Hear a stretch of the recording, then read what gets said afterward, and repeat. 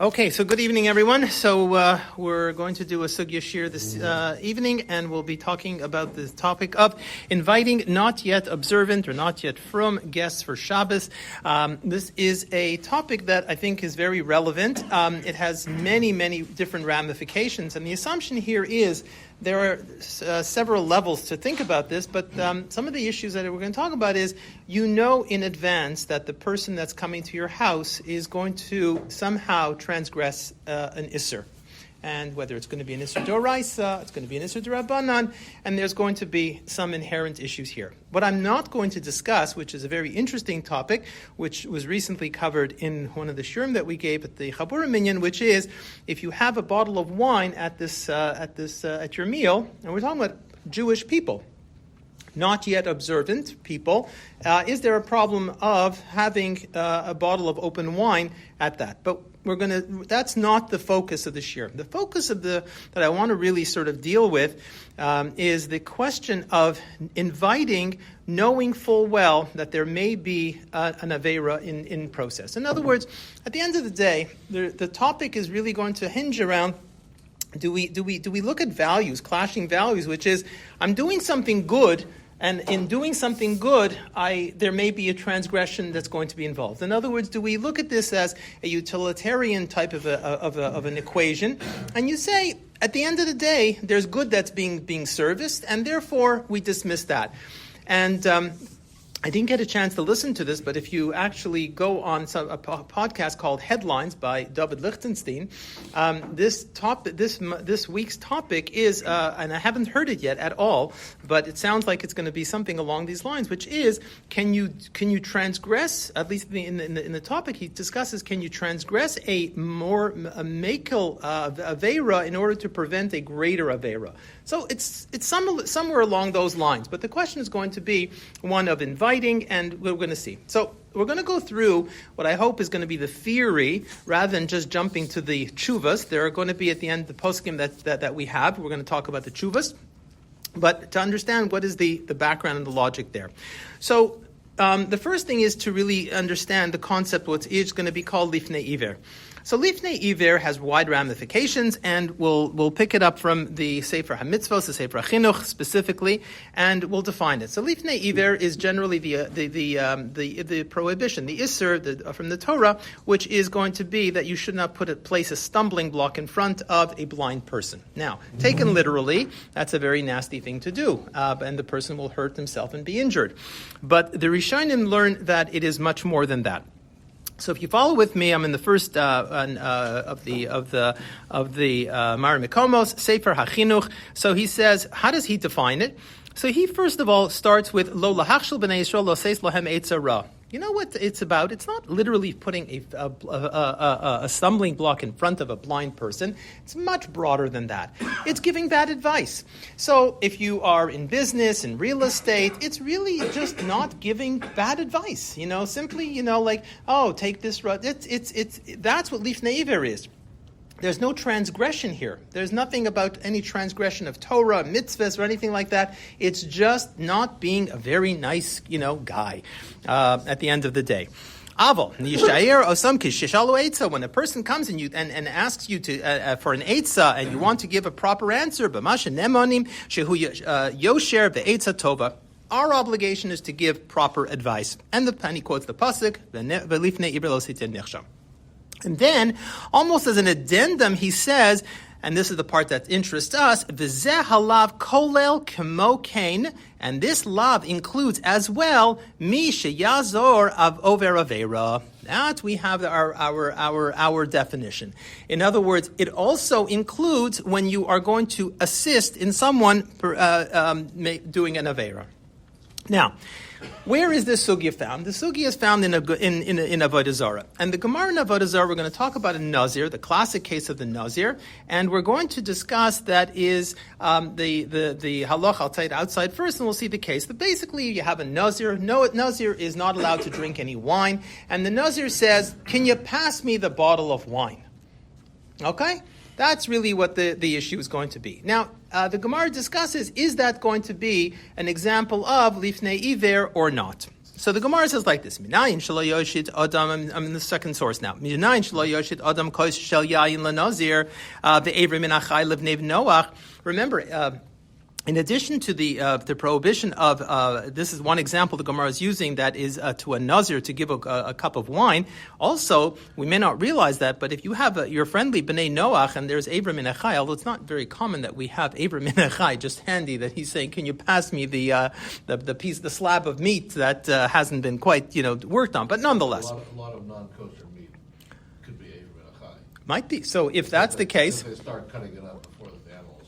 Okay, so that's a good point. If they don't have. So if you are at a holiday party and you're just sitting there with your chai dinner, and everybody is saying and they want you to pass the pastrami across, that might be an issue. You have to. So just think about it in beyond what we typically think about. So the Gemara says that this is minayin shelo yoshid adam kosi yain lo neva ever nachai. Tamalorman the part says if lifnei ivra lo siten michshel, and we know that you're not allowed to pass a cup of wine to a nazir. Now comes the important part. So the Gemara says like this: if it could be in such a case where he would not be able to get it himself, the ka'avar mishum lifnei ivra lo siten michshel. So the Gemara says, we're talking about the ka'i betray avrei nahara. We are talking about specifically in a case in which that it is the metaphor is going to be two sides of the river. One punchline, the ka'i betray avrei nahara. In other words, the Gemara is bothered by the fact that if, for example, the bottle of wine is here and you are there, the Nazir, and you can reach it, and I'm just going to facilitate it for you, the Gemara is bothered and might say, is that really a case of lifnei iver? He can get it himself, so I'm helping him. Am I really helping him? I'm not doing a whole lot, right? If it's within his grasp. So the Gemara goes out of its way to define lifnei iver in a way that says it is metaphorically like two sides of the river. What does it mean? I'm on one side of the river. The Nazir is on the other side of the river.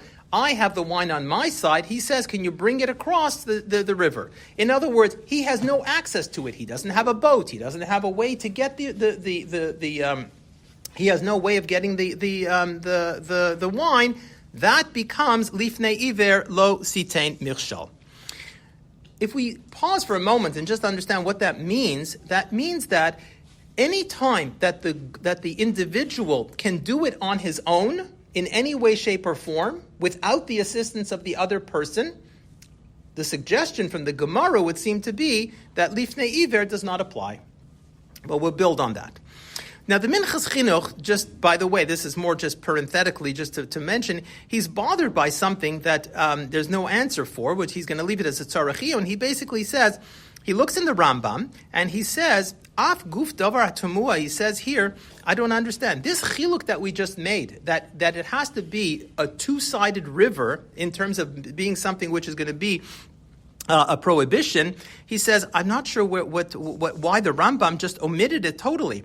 The Rambam said, Lo yechalak dafka b'koi betray avrei nahara v'hu shas mefurish. In other words, the Minchas Chinuch just is asking on the Shita of the Rambam. The reason I'm bringing this down is because there's a very important Rishon who doesn't seem to differentiate between this nuance that it has to be over to the two sides of the river.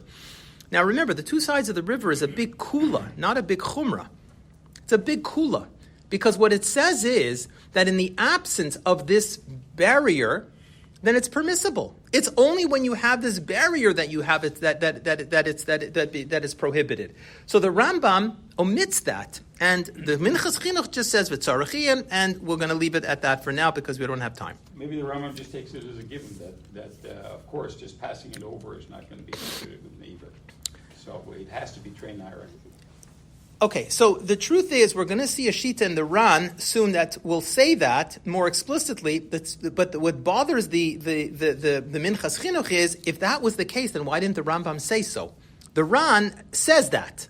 So that's what it comes down to. So unless you're going to say that, the Ran and the Rambam are basically in the same parsha, and they say the same thing because they feel that's what it's going to be like, the Minchas Chinuch points out the Rambam just never said that. And in the Ran, you see that it's explicit. And we'll see it in a few moments, exactly that idea. So, interesting halacha, by the way. You're not allowed to hit your child. You're not allowed to hit your child. You're not allowed to hit your child, but not for the reasons that you think. Not because they're going to put you in prison today, but because if you hit your, and so it's talking about an adult child, not a minor, right? Let's see the Gemara inside. The Gemara says, but what is the case there? What's the problem if you hit a young child, right? Leaving aside social, challenges. In other words, there's no halachic barrier. Your a job as a parent in the eyes is that you carry the big stick. There is a concept of that. We're not dealing with that this evening, obviously. But when you hit a gadol, in other words, a girl bat mitzvah, a boy bar mitzvah, what is the problem there? They're going to hit you back. And now, what's the problem? You must. So what happens now is that you are creating a situation of lifnei iver, because now by hitting your child and your child hits you back, so the Gemara looks at that as a concern of lifnei iver. So there are different examples of lifnei iver.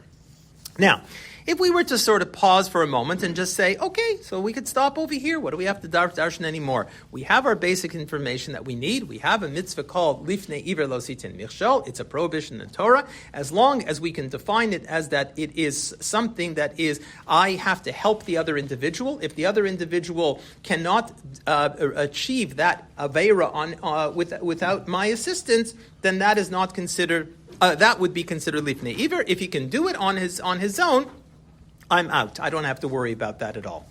So think about the case that we would have. We're going to come back to it. We're just going to introduce it a little more. You invite a person who's going to take a car. Are you doing anything? Like in this sense over here, he's taking a car, right? He's going to drive it. You're not doing anything at all. In other words, it's all one-sided at this point here, right?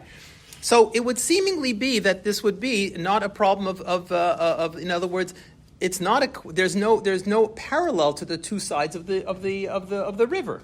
I invite you for Shabbos. You're going to get into your car. You don't need me. I'm not involved. You're taking your car. So seemingly, but you wouldn't be getting in your car unless I invited you. I understand, but I'm not doing. I mean, as opposed to if you can't drive and you send them an Uber. Correct. Now you're participating. In other words, on the other side, you're inviting, but again, I just all I did was just extend you an invitation. I mean, I didn't force you into the car. I didn't do anything. I didn't give you anything. So the parallel here would be that if we were just to just think about the concept of lifnei iver on its own, there is no lifnei iver when a person gets into their car by themselves and goes in for a drive.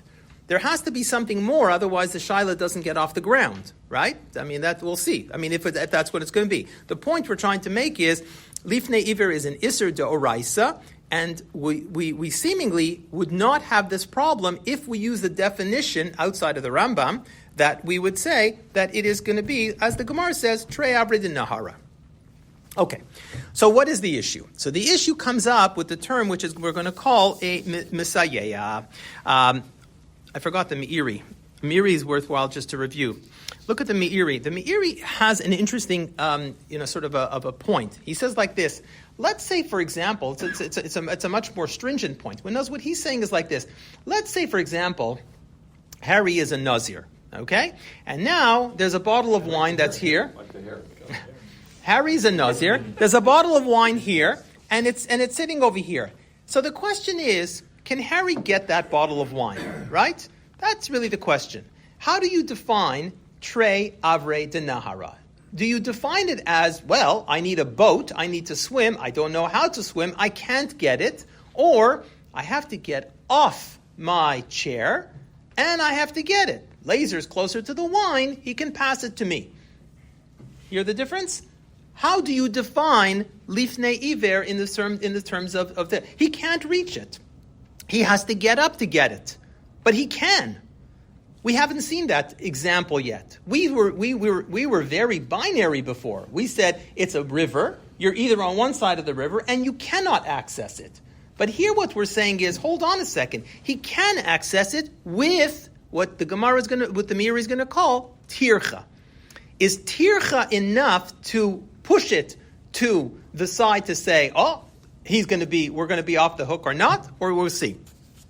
So the Meiri, and we're still in the halachas of lifnei iver, the Meiri says as follows. We'll just skip to the last line just to see. V'chein, he says me, kol makom, im eino motze elo b'toreach. In other words, if the individual has a tircha, osur lahamtzi lo b'hazmana. In other words, the fact that he has tircha, there's an effort required on his part, that is considered trei avrei din nahara, which is a big chiddush, again, because what you're doing is you're saying it's not just a full across the river, it's even if you have a tircha, you are easing his burden, which introduces us perfectly into the term of misayeya. Misayeya is a term which we're going to expand on, and we're going to explain a little bit, which is, we'll say it outside first, it's an isur d'Rabbanan. It is not lifnei iver. It is the assisting of an avera, but not to the point of lifnei iver. What are some of the examples that we will have of that? So, the Gemara, this is a Gemara in Shabbos. So many are you familiar? The first parak in Shabbos talks about the ani handing over something to a balabayas, and he's across a rishus harabim, rishus hayochid. So the case is like this: the person is standing inside, and the ani reaches his hand into the rishus hayochid, and by taking the article, the piece of bread, and bringing it from the Rishus HaYachid into the Rishus HaRabim, the ani is going to be guilty of and is going to transgress. That's the halacha with regards to the Yetzias HaShabbos. Okay, that's the first parak in Shabbos. So Tosfos is bothered, and Tosfos asks the following question. You don't have it in front of you, so you'll have to trust me. So Tosfos asks the following: Ve'im Tomer, if you're going to ask me, V'ho ka'avar lifnei iver lo yisiteh michshol. How come, in the case in Shabbos, only the ani transgresses? The balabas, the Mishnah and the Gemara say, scot-free. No prohibition for them. Why not? After all, aren't you there for helping, because you are now putting it into the hands of the ani? So the Gemara says, Einachinami, you're right. And the Gemara goes through and says, hold on. He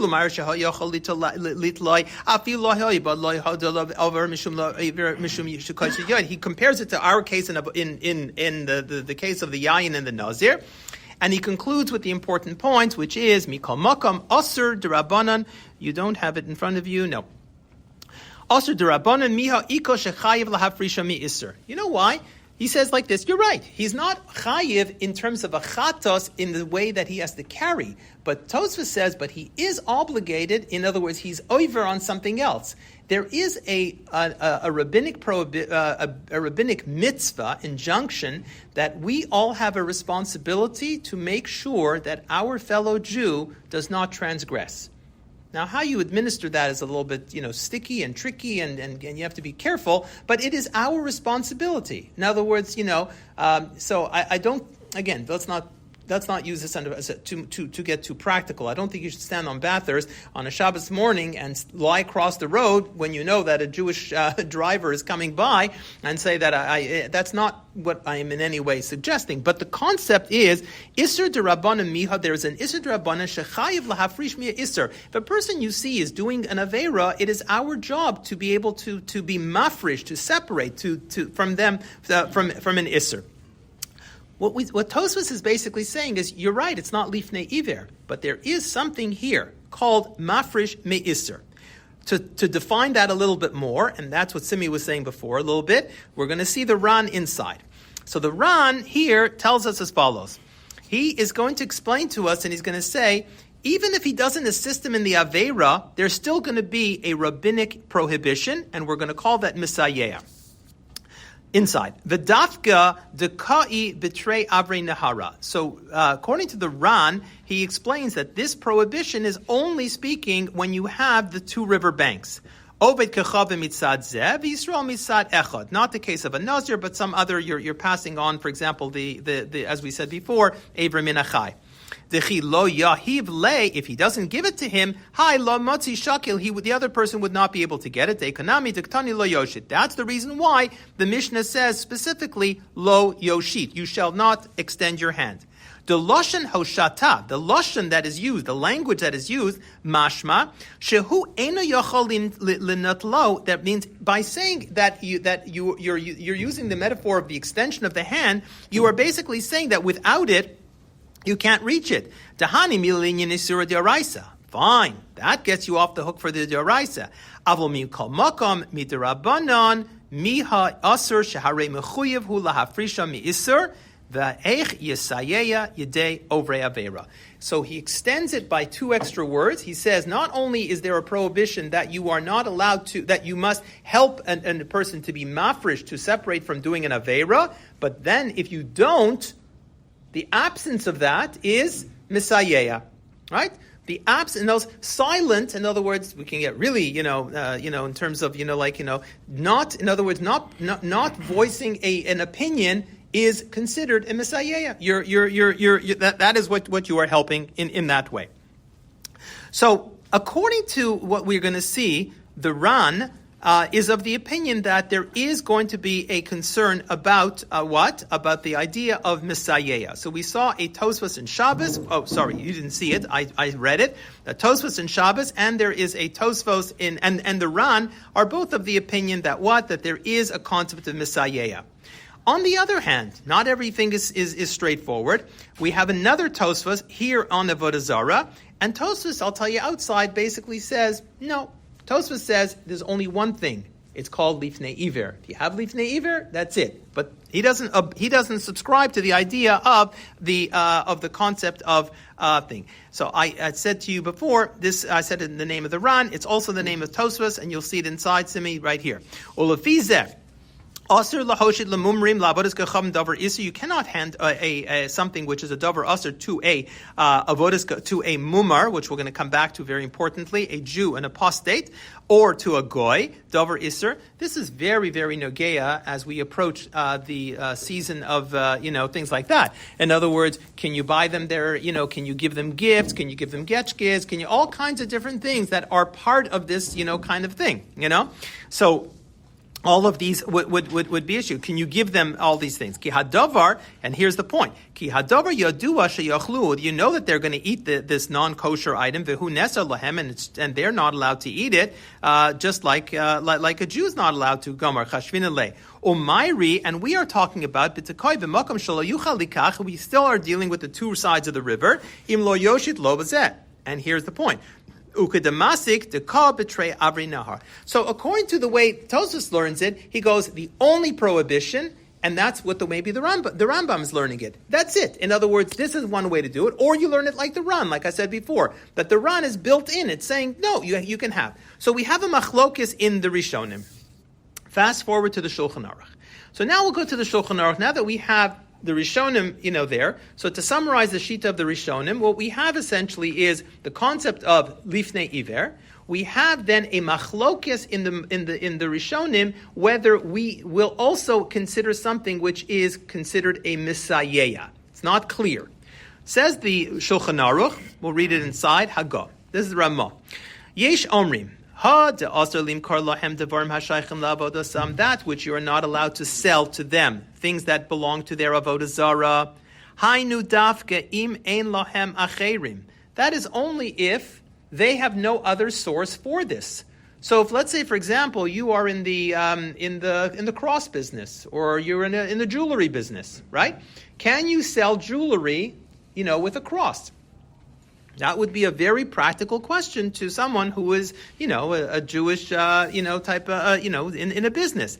So according to the Ramah, he basically says, if there are multiple, sellers on Amazon, right, and there's competition, then the Ramah says you have nothing to worry about. In other words, what is he saying here?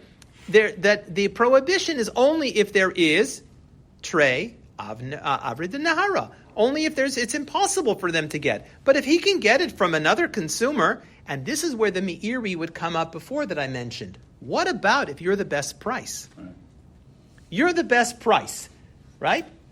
So you go on Amazon and you realize that you are, we'll just use for an example, you are 10% cheaper than everybody else. Now, do you still say that it is Trey Avrei de Nahar? Did you say that, no, he can get it somewhere else? Or really, if you're a business person and your best competitor is 10%, more expensive, you've kind of boxed yourself into a situation where you are now the only person. So ideally, you would have to say that there is a competitor, right, which is competitively, priced, and that would make it easy. You sell the getchke for $10, and he sells the getchke for $10, and now that would be permissible according to everybody. You can't never drop your price in order to win. What I'm saying is like this. Now, that's a fine detail of a halacha that I think you'd have to ask a specific shaila. I'm just laying down the ground rules. The ground rules would say if there is, according to the way I'm reading the Ramah, very simple. The Ramah says if there is a competitor out there and he can get it, I just added this whole thing. Well, what about if the price is different, right? So. As long as the point is, look, if it's before the season and the goy's attitude is as long as I can get a getchke, I'm happy, then that might be sufficient. But if the guy's going to say I'm not going to, I can't afford, I'm going to go out of business, but only Yankel happens to sell it at a good price, you might be the only one anymore. So now you don't have any more Trey Avrei de Nahara, and you no longer have the heter of saying that there is equal competition. You can get it from somebody else. But there could be a whole host of different differences. What if you're the only one open on Sunday and the way it works the other? All of the above. All of the above. In other words, we're trying. If you just want to even the playing field, in other words, it's a straightforward. It's an Amazon same price. As long as you would have that, the Ramah would basically say that would be permissible. That by the way is the kula shita. That is the easy shita. Hold on. So. And he says like this: and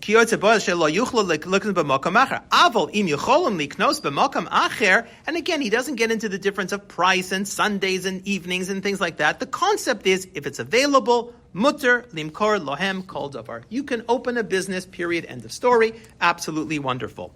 And that is the opinion, as we said in the Mordechai. We didn't quote the Mordechai by name, but this is the Avodah Zarah that we sent before. Okay. And then he says v'yesh machmirin. Hold on a second. There's a second shita which we are worried about. Now, when he says v'yesh machmirin, who is he referring to? What's the isser? What's the problem? We have here a situation in the same case where you have a competitor, and yet v'yesh machmirin, we're machmir. Why are we machmir? All together? No.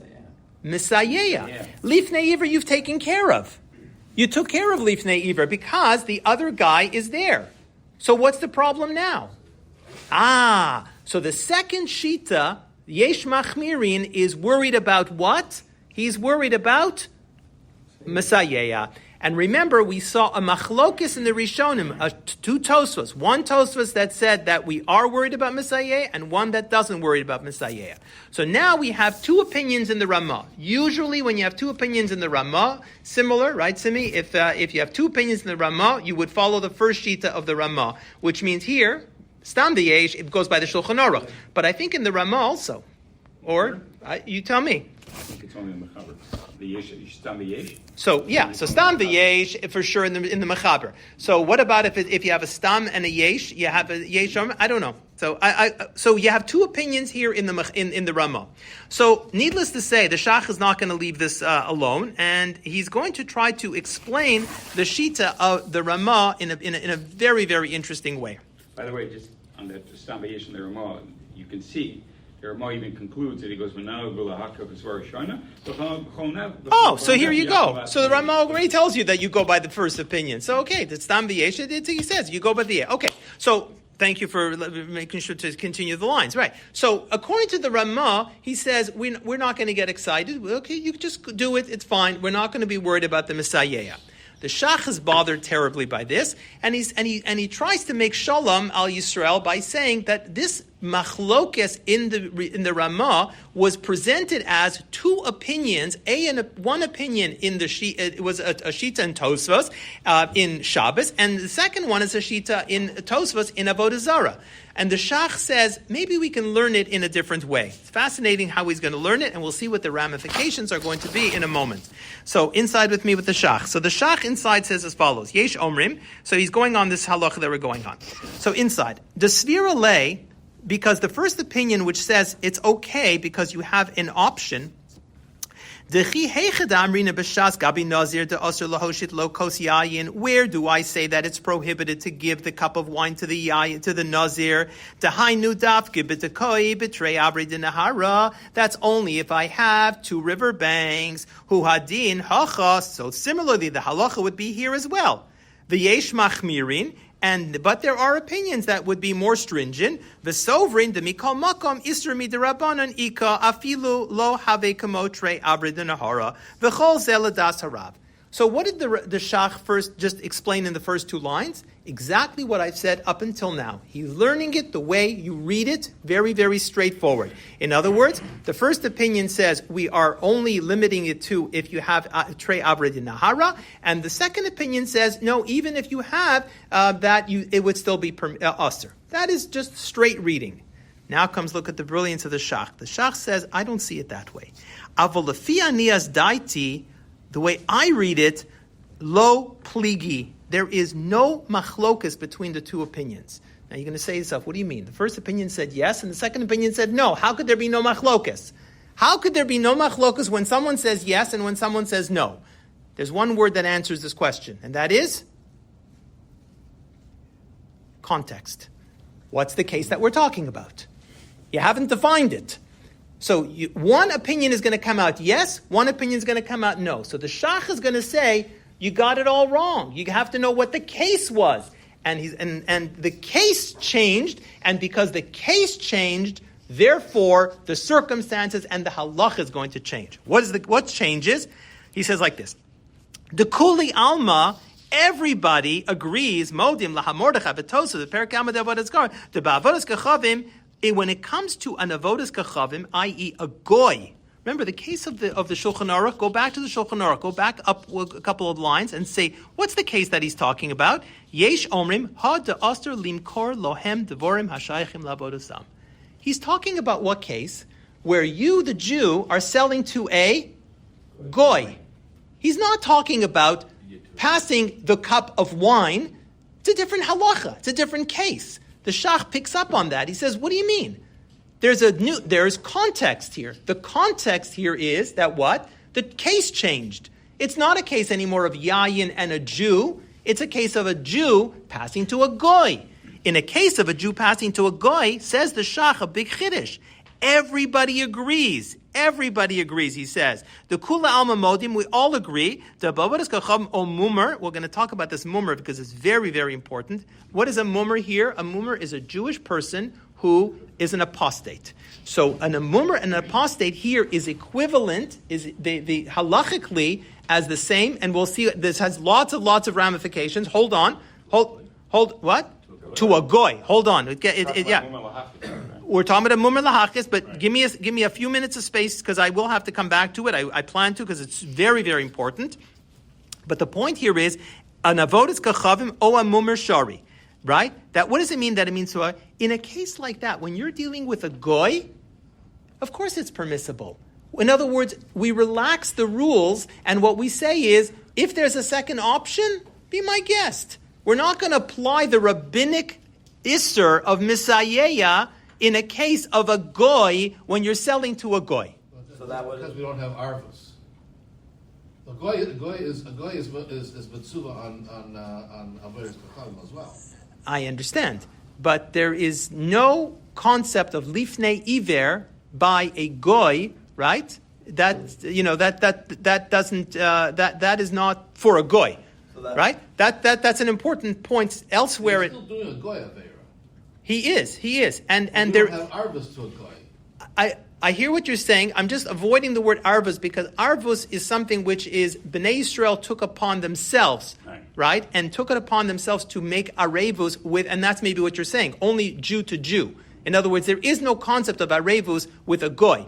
Is there a concept that I have to prevent a goy from doing an avera? Also not. So that would make the case of passing Eber Minachai no problem. That would make the case of passing Eber Minachai. Wow. Not so Not so much. simple. Okay, pause. I have to think about that. I don't know. Maybe. But let's go back. Let's not lose train of what. Let's not lose the train of thought here. So what the Shach is doing, he's turning this entire situation around, and he's saying, you just got to keep track of what you're doing. The case that we originally said in the Shulchan Aruch is talking about a goy, that you are now selling to a goy, and therefore the halacha by a goy is what? What's the halacha going to be? That is permissible. Therefore, and he says here about goyis ma'aminis, v'toisvus, arosh, perakama, the b'shavas, v'aran, all of the things that we've quoted, that bodas kachavim, my Rabbi Yisrael, shehu chayiv lafrisha mi Yisrael, because of a rosh, sham, deloy goram Yisrael, katan, oichel nevelas. In a case like that, there is an obligation when it comes to a Jew. Masha ein kain, he says, ba'ove kachavim, v'Yisrael mumar, she'eno chayiv lahafrisho.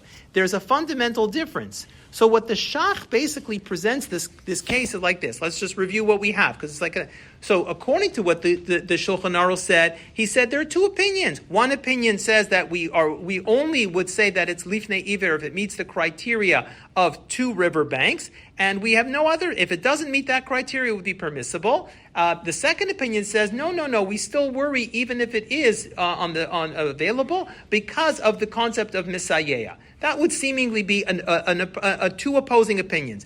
Says the Shach, no. The Shach is basically saying there's no machlokas in this whole thing. What are the two cases? In the case number 1, we're talking about you're passing it to a goy, and that's the reason why why the halacha is that. And in the case where v'yesh machmirin, that is talking about that we apply this to a Jew. But in the formal case, is it necessary that there was another seller, or we don't even have to worry about the other? You have to have that. So you have to have that. You always have to have at least an equivalent seller, because that gets you out of lifnei iver. But that may not get you out of the misayeya. That would still be a prohibition. But now, this now would get you out of that at all. Now, from this, what seemingly is a kula comes out a fascinating chumrah. Okay? And it comes out as follows. In other words, the Dagul Mervava, which is the Noda B'Yehuda, he basically takes the Shach and he says like this. So let me understand what we're saying now. Let's just digest it and apply it. So if we're going to say, now the case is talking about a goy, right? A goy, we only apply the Isser of Lifnei Iver. Right? Okay, so we can live with that, no problem at all. What about that second word that was used in this context here? Goy or mumar. Now we have to define what a mumar is.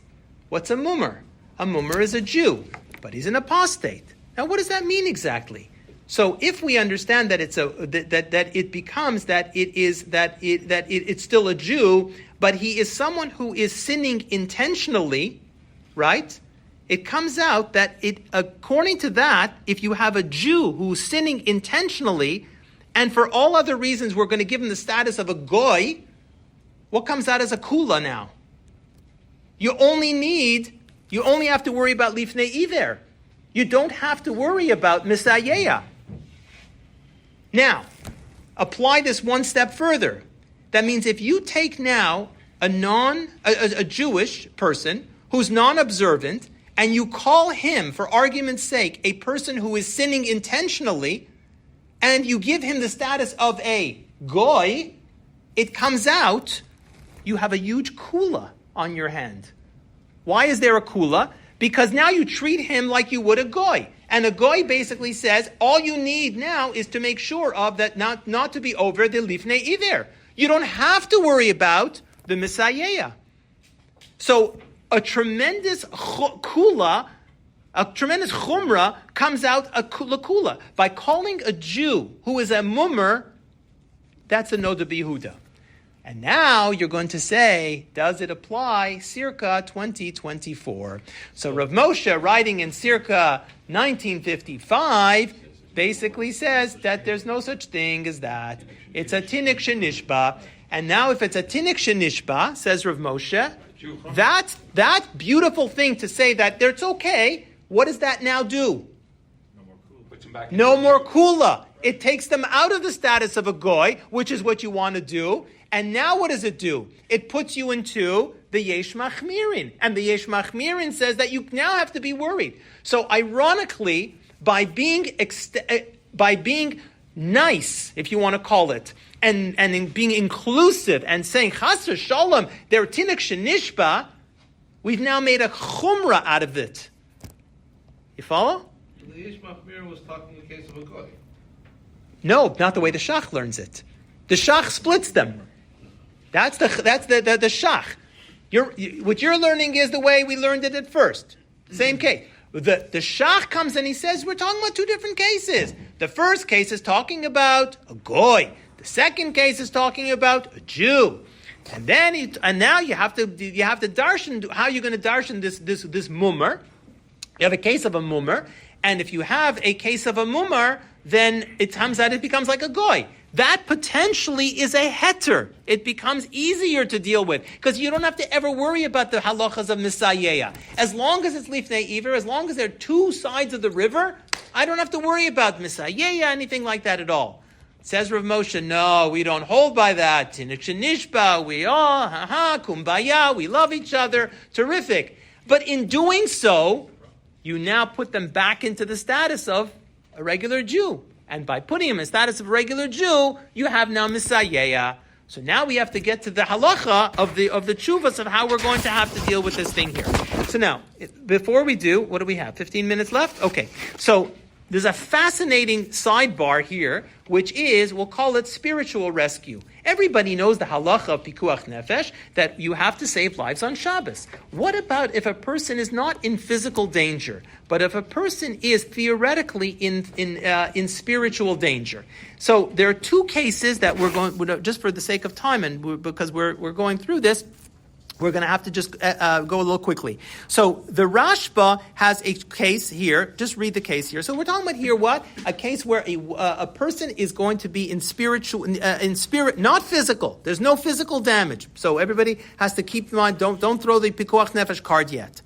Nishal, I was asked the following shaila. Be'isha shehotzia mi beiso b'Shabbos b'chazar. She was kidnapped. Al Yedei Yisrael mishumad. Ironically, by a Jew. An apostate Jew, for the purpose of conversion, not for any other, we'll call it minlefinus type of activities. So, al yidei Yisrael meshumad lahotzi miklal Yisrael, only for that purpose. Im muter lishloach ba'ad aviyah shehu be'ir acheres b'Shabbos afilu chutz l'shalosh parasot laman desfir leil tchum Shabbos parasot dosa raisa. Can I go save her? Because now I have to go outside of tchum Shabbos. If I asked anybody this question, you would look at me and say, like, what? What do you think? Of course of course you can. And I'll drop the mic moment. The Rashba says, absolutely not. What do you mean? She's not in danger, so her spirituality is in danger. No. Okay? That's what he says here. He says like this. So he says, "Mi havik sikasafik nefashah lahakala." That was the question. The Heishiv, he says, "No, shatz davar tzarich Talmud. It requires a little bit of study. Umi kol makom kach das notesh aser. I lean towards the prohibition. Lefisha ein dochin es haShabbos. We do not mechal Shabbos al hatzala." Min ha'averos she'ein omrim la'adam amod v'chatei kadesh yizkachaber. There is a principle that says that what? I cannot say, I'm going to take on an avera on your half so that you should be, saved. The classic example of that is what? The piece of bread, the pas in the tanur. Imagine the scenario as follows. You have an oven. If you've ever seen the old-fashioned ovens where they took dough, they would throw it along the walls, right? And then it would bake. Now, imagine a person comes... Yeah, exactly. So a person comes on Shabbos and he throws it onto the thing there. If you bake on Shabbos, you're a chayav a carbon chatas. It's a deoraisa. So what happens is, and when is the shiur of baking? It's when it's baked properly. So a person goes and throws it. You come and say, I'm going to take it off. Now, What's the problem? So that's a good thing to do. Take it off before it burns. What's the problem? Taking it off is called loredes hapas. That is a derabbanon. Now, you would say, in a utilitarian world, I will take a derabbanon to save you from a doraisa and say save. Answer the halacha, you can't do that. So here, she's not going to die. She is not going to be, perhaps she's going to be shvat. And it was a very difficult tshuva in today's age to think. The Beis Yosef was asked a very similar question, and basically comes to the opposite conclusion. I'm going to basically just skip over the Beis Yosef, but I'm going to tell you that there is a dissenting opinion as far as that. And the Shulchan Aruch rules in favor. Look at the Shulchan Aruch. Skip. Misha sholcha lo shehotzio bito mi beiso b'shabbat lo tzim Michal Yisrael. Mitzvah lasum derech pamav lishtadel ba'atzlos. He basically says, no, we paskin like the Beis Yosef, which of course the Beis Yosef is the mechaber, and we don't paskin like the tshuva of the Rashba for that. Now, why do I bring this down? Because this concept here is there a concept here which we're going to call spiritual rescue? And when you invite a person for kiruv on Shabbos, the question is, okay, now leaving all the other sides of things, is there something to be said that you're going to save them? You know, you're going to help their souls. You're going to be saving them as far as that. So according to the Shulchan Aruch, he seems to agree to suggest that would be the case. If we look at the Nachla Shiva, he basically talks about the case here. Misha nevad lo beno, a son, v'hugad lo, a son is kind of lost in the crowd. V'hugad lo, and it's found and it's determined. V'shama sheyotza chutz ladas, he became he left the fold and he went lehemir b'das Yishmaelis and he became a Muslim. V'hu lo higid kiborechu, and nobody said that he ran away. Now the question is, im muter lechalalov Shabbos lirkov acharav, to basically get on a horse and ride, and in ulai perhaps yuchal lahachziro, maybe they can chap him.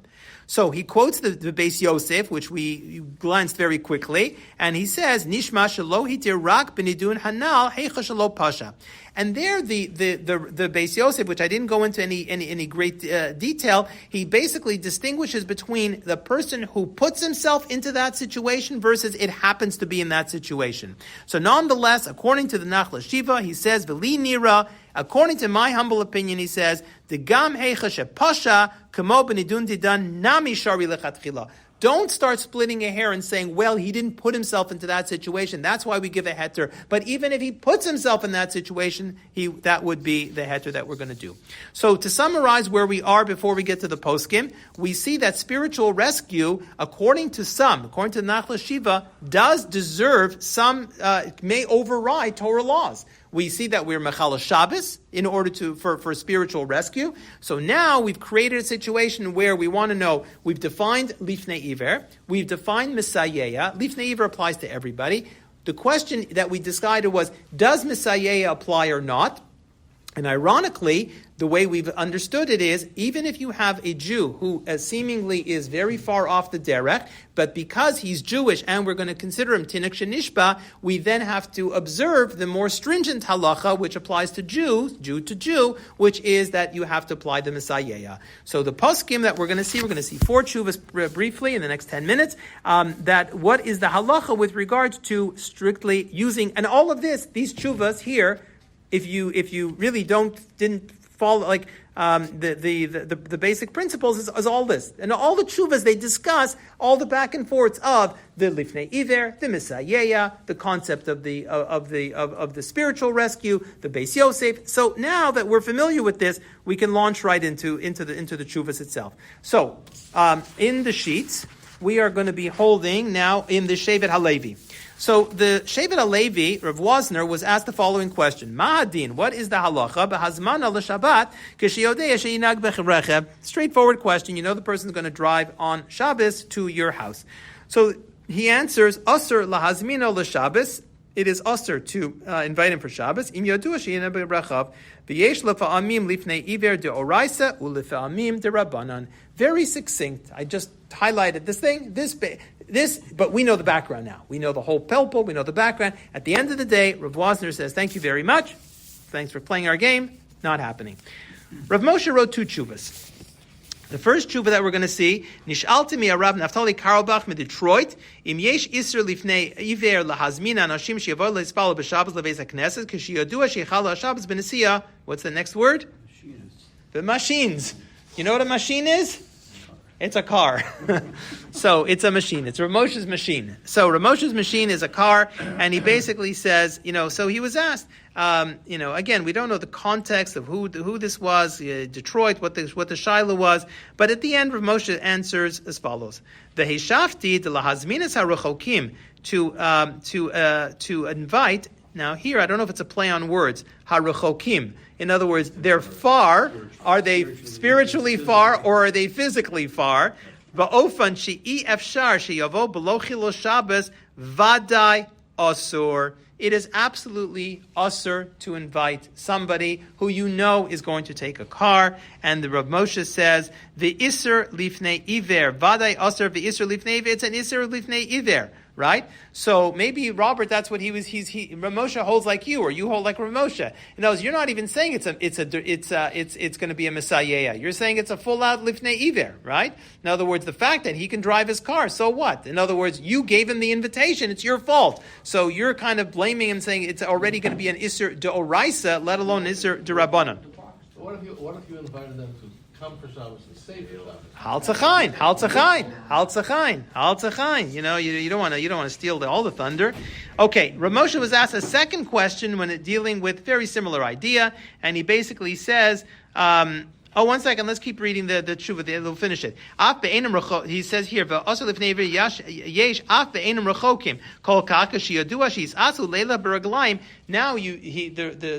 this here is clearly rechokim is distance in time. He says maybe if it's not so far, but you know what? It's going to be. It's going to be late. It was a big cholent, and you know what? They're not going to want to walk home. You go walk home a half an hour after things like that. So it's walkable, but he says even they're going to want to go v'yisu b'machines. Aval iser mesis leka be'enam rechokim. So he says over here, nonetheless, if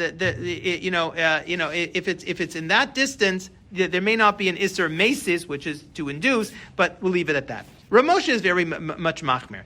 Another shaila that he was asked was, what about having a chinuch minyan? And again, if you read the punchline, at the again, v'gam hukem etzuv mosa lahispalo behaminyan af be'ofen sheyachilu Shabbos v'lochein vadai chas v'sholom lahaskim ledover kozeh shehu lo lechanech lemitzvahs elo adrab lechancham lehefach. What he basically says, what are you doing? Are we done? Right. Okay. So Rav Moshe basically says, absolutely, even if you're going to want to make the argument that you know what, it's for chinuch. Remember, we saw a whole discussion about spiritual rescue. We saw the Beis Yosef was in favor of spiritual rescue. The Nachla Shiva was in favor. Rav Moshe says it's very nice, because what's your chinuch? Your chinuch is starting off on the wrong foot. You're telling them that that it's permissible to come by car, therefore not advisable. I'm saying, so yeah. So like I said, you're mechavan to Rav Moshe. Okay, now so we'll see one more tshuva. So tshuva van Haga. So Rav Sternbach deals with this here, and he adds a little twist to it, and it's a very interesting idea. So he says like this. With the shaila is like this: Ben Bal Tshuva Mazmin Harav L'Sudas Leil Shabbos. A parent is going to invite his parents to a suuda of Friday night. They're going to be driving home in a car. You know that for sure. So he says as follows: Hine. Tanas haben. The argument of the child is he shebaderech zu hu mekarev es horav liyadus. He's actually going to do kiruv. He's going to bring them in. He's going to show them a nice warm Shabbos. It's going to be kiruv. Now, obviously, we've seen this idea before. We've seen this idea of spiritual rescue. Rav Moshe didn't seem to adhere to it and didn't feel very strongly about it. And here, Rav Sternbach side writes, Rak shechoshet b'mashem machshim lachal Shabbos avo mi'idach, on the other side, heim balav hachim mechal m'Shabbos v'le'ikpat lahem. So Rav Sternbach introduced a tshuva, a concept that is very, very sort of, it appears in many other places, and that is, from their perspective, you have to look at it from the parents' perspective. What's their Shabbos going to look like? If they don't come to the house Friday night, what are they going to do? They're going to watch TV. In other words, at the end of the day, there's going to be a Chilul Shabbos anyways, right? And that's going to be an important factor. So you're weighing. It's not like they will not be mechal Shabbos, but they will be to some extent. So he says. So at the end, we'll conclude. He says, Nira sheyesod ha'isur lifnei ho'e iver. Remember we talked about lifnei iver. Nobody asked this question, which is fascinating. Lifnei iver generally implies that I'm doing something that is going to be negative. It's going to be an aveira. I hand the nazir some wine, he's going to be drinking it. Here, Sternbach says, I don't understand. The whole yesod of lifnei iver, you want to make this a whole question of lifnei iver, and then you wanted to add misayeh onto it. Why? Hudumya, he says, the iver shemachshila. That's when you have an iver, you have a blind person and you're going to cause him to stumble. Avli im kavanaso rak letovas atzmo. Lo nikra machshil. What's the machshil? It's for his benefit. All of this is for. So Rosh Sternbach comes out surprisingly very much thing, and he says he compares it like to a surgeon who's going to have to make an incision. There's sometimes you have to do that. So we'll conclude by basically saying to David's point, what about if you give them a place to stay? And that is the sheet of Rabbi Yaakov Kamenetsky. So Rabbi Yaakov Kamenetsky is of the opinion that if you offer a place to stay wholeheartedly, even if you know that they will not take it, but you made that offer, that is enough. And you always have to wonder, when a tshuva was written, how would that posek respond in today's age? Rav Moshe wrote those tshuvas prior to NCSY and H and this whole, Kiruv movement. And one has to wonder, would he have answered it differently? But Rav Yaakov dealt with it, and he basically gave a heter. So, of course, everyone should ask their Mora Haro for halacha l'maisa, and we should always just keep in mind that we want the best for all of our brethren. One was also.